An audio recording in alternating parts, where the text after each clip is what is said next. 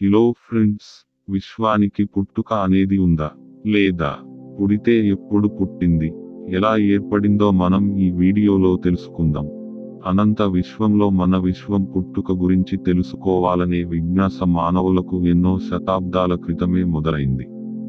అసలు విశ్వం అంటే ఏమిటి, అది ఎప్పుడు పుట్టింది, ఎలా పుట్టింది, పుట్టటానికి కారణం ఏమిటి, విశ్వం పుట్టక ముందు ఏమి ఉంది అనే ప్రశ్నలు మన మనస్సులో ఉదయిస్తాయి. మన భూగోళం, సూర్యమండలం మొదలుకొని ఆకాశంలో మనకు కనిపించే పాలపుంతలు, అందులో ఉండే కోటాను కోట్ల నక్షత్రాలు, వాటి చుట్టూ తిరిగే గ్రహాలు, తోక చుక్కలు, కాలబిలాలు, నెబ్యులాలు, క్వాజర్లు, సౌర మండలాలు, వాటి మధ్య ఉండే వాయువులు, గ్రహ ధూళి, ఖాళీ ప్రదేశం మొదలైన అంతరిక్ష పదార్థాల సముదాయమునే విశ్వం అంటాము. విశ్వంలోకి ప్రతి అణువు మూల కణాలు మరియు శక్తుల సమ్మేళనంతో ఏర్పడింది. స్థలము, పదార్థము, శక్తి, కాలము అన్నీ కలిసినదే విశ్వం. 1370 కోట్ల ఏళ్ల కిందట ఒక హైడ్రోజన్ మేఘం ఉష్ణోగ్రతలు పెరగడం, సంపీడనం వల్ల విస్ఫోటనం జరగడంతో ఆ పదార్థమంతా ముక్కలుగా విశ్వాంతరాళంలోకి విస్తరించింది. అలా విడివడిన పదార్థ భాగాలు విశ్వాంతరాళంలో నిరంతరం వేగంగా సంచరిస్తూ నక్షత్ర మండలంగా ఏర్పడి నిర్ణీత కక్ష్యలో కేంద్రకం చుట్టూ తిరుగుతున్నాయి. అలాగే విశ్వంలోని పదార్థ రూపాలు, అణువులు, కణాలు, ఎలక్ట్రాన్, ప్రోటాన్, ఫోటాన్, కేంద్రకం, న్యూట్రినో, క్వార్కులు మొదలైనవి. శక్తి రూపాలు, గురుత్వాకర్షణ శక్తి, కేంద్రక శక్తి, విద్యుదయస్కాంత శక్తి, అనంత గురుత్వాకర్షణ శక్తి మొదలైనవి. కోపర్నకస్ క్రీస్తు శకం 1510 సంవత్సరంలో భూమితో బాటుగా మిగతా గ్రహాలు సూర్యుని చుట్టూ తిరుగుతున్నాయి అని హీలియోసెంట్రిక్ సిద్ధాంతాన్ని ప్రతిపాదించాడు. 1609 నుండి 1800 మధ్య కెప్లర్ గ్రహాల 3 గమన సూత్రాలను తయారు చేశారు. దాని ప్రకారం గ్రహాలు సూర్యుని ఒక కేంద్ర బిందువుగా చేసుకుని దాని చుట్టూ అండాకారంలో తిరుగుతాయని ప్రతిపాదించాడు. 1610లో గెలీలియో టెలిస్కోపును ఉపయోగించి చంద్రగురు గ్రహాలను, పాలపుంతను విస్తృతంగా గమనించాడు. మన పాలపుంత ఎన్నో నక్షత్రాలతో నిండి ఉందని వెల్లడించాడు. విలియం హర్షల్ అనే బ్రిటిష్ ఖగోళ శాస్త్రజ్ఞుడు యురేనస్ గ్రహాన్ని గుర్తించాడు.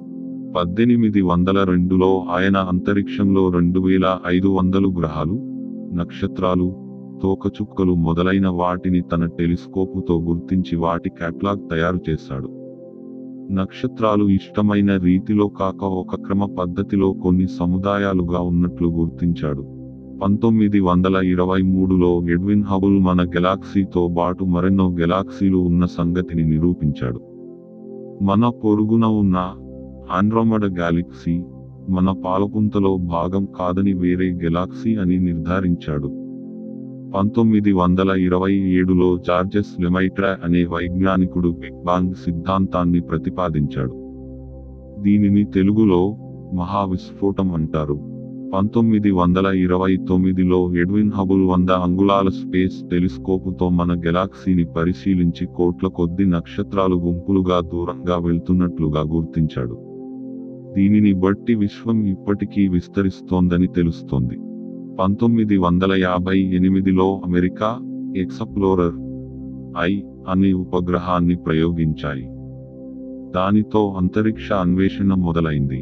1965లో ఫ్రెడ్ హోయిల్ విశ్వం విస్తరిస్తోందనే విషయాన్ని ధృవీకరించాడు.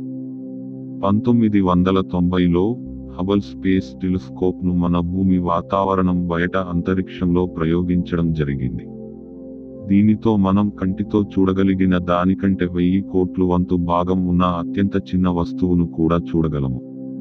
అందువలన దూరంగా ఉన్న గెలాక్సీలను, గెలాక్సీల మధ్యలో ఉన్న కాల బిలాలను, నెబ్యులాలో నక్షత్రాల పుట్టుకను, అంతకు ముందు చూడలేకపోయిన విశ్వాన్ని మనం పరిశోధించగలుగుతున్నాము. విశ్వంలో లేనిది ఏమీ లేదు. విశ్వం బయట ఏమీ ఉండదు. విశ్వం పుట్టుక ముందు కాలం లేదు. కాలం లేని చోట కారణం ప్రభావం ఉండవు. అందుచేత విశ్వం పుట్టుకకు కారణం లేదు. విశ్వం పుట్టడం అంటే ఏమిటి? విశ్వం పుట్టక ముందు ఏముంది? విశ్వం పుట్టుక దాని తరువాత జరిగిన పరిణామాలు ఏమిటి అనే దానిని వివరించే సిద్ధాంతాలలో ఒకటి ఈ బిగ్ బాంగ్ థియరీ. ఈ సిద్ధాంతం ప్రకారం బిగ్ బాంగ్ కు ముందు విశ్వంలోని పదార్థం, స్థలం, శక్తి, కాలం అంతా సూది మొనంత కూడా లేని ఒక బిందువులో నిక్షిప్తమై ఉంది. అది మహాద్రవ్యరాశి, మహా ఉష్ణ స్థాయి ఉన్న స్థితి. ఒకానొక సమయంలో ఆ బిందువు నుండి లెక్క కట్టలేనంత శక్తి వెలువడి వ్యాకోచించడం మొదలు పెట్టింది. మహావిస్ఫోటం జరిగిన కొద్ది నిమిషాలలోనే ఆ బిందువులో ఉన్న శక్తిలో 95% బయటకు వ్యాప్తి చెందినట్లుగా శాస్త్రవేత్తలు వెల్లడించారు. దీని ప్రకారం బిగ్ బాంగ్ తర్వాత కాలంతో బాటు విశ్వం కూడా విస్తరిస్తూ వచ్చి ఇప్పటి రూపం తయారయ్యిందని శాస్త్రవేత్తలు చెబుతున్నారు. అంటే విశ్వం గెలాక్సీలను మోస్తూ తనంతట తాను వ్యాప్తి చెందుతూ ఉంది. ఈ సిద్ధాంతం ప్రకారం ఒకప్పుడు ఒక్క బిందువులో ఉన్న విశ్వం తనలో తాను వ్యాకోచం చెందుతూ ప్రస్తుత పరిమాణానికి పెరిగింది. మహావిస్ఫోటం జరిగిన నాటి నుండి విశ్వం వయస్సును 1380 కోట్ల సంవత్సరాలుగా నిర్ణయించారు. మన ఊహకి అందనంత అత్యంత అల్పమైన పరిమాణంతో, ఊహించలేనంత అత్యధికమైన ఉష్ణోగ్రతతో, అంతులేనంత ద్రవ్యరాశితో ఉన్న విశ్వం అనుకోకుండా ఒక్క లిప్తలో విస్ఫోటం జరిగినట్లుగా స్థలము, కాలము, ద్రవ్యము ఒక సెకండ్లో లక్షోవంతు సమయంలోనే అత్యంత వేగంగా వ్యాకోచించడం మొదలు పెట్టింది. ఆ వ్యాకోచం వలన మూల కణాలు, శక్తి తయారయ్యాయి. అప్పుడు విశ్వం తాలూకు ఉష్ణోగ్రత 10 కోట్ల డిగ్రీ సెల్సియస్ కి తగ్గి ఉంటుందని అంచనా. ఆ ఉష్ణోగ్రత ఇంకా బాగా తగ్గి 1650 డిగ్రీ సెల్సియస్ తగ్గిన తర్వాత మొట్టమొదటి హైడ్రోజన్, హీలియం అణువులు తయారవడానిక పరిస్థితులు అనుకూలించి ఉంటాయి. 2020 భౌతిక శాస్త్రంలో నోబెల్ పురస్కార విజేత రేజర్ ఫెన్రోజ కృష్ణబిలాలుపై చేసిన పరిశోధనలకు నోబెల్ పురస్కారం లభించింది. ఆయన సిద్ధాంతం ప్రకారం బిగ్ బాంగ్ ఏర్పడక ముందే విశ్వం ఉంది. విశ్వంలో జరిగిన చివరి మార్పు లేదా చివరి అంశమే బిగ్ బాంగ్. బిగ్ బాంగ్ కు ముందు ఉన్న పదార్థం అంతా అనంతమైన, ఏకరీతి సాంద్రత కలిగి విపరీతమైన ఉష్ణోగ్రతతో ఉండవచ్చునని ఊహ.